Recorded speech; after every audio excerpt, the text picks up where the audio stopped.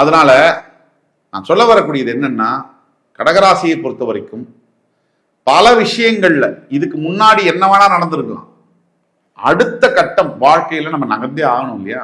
அங்கேயே இருக்க முடியாது. சோகத்திலேயே உலகத்திலேயே பெரிய சோகம் அப்படின்னு நினைக்கிறது என்ன தெரியுமா? பெற்றவர்கள் உயிருடன் இருக்கும் பொழுது தாம் பெற்ற குழந்தைகளை இழப்பதுதான்.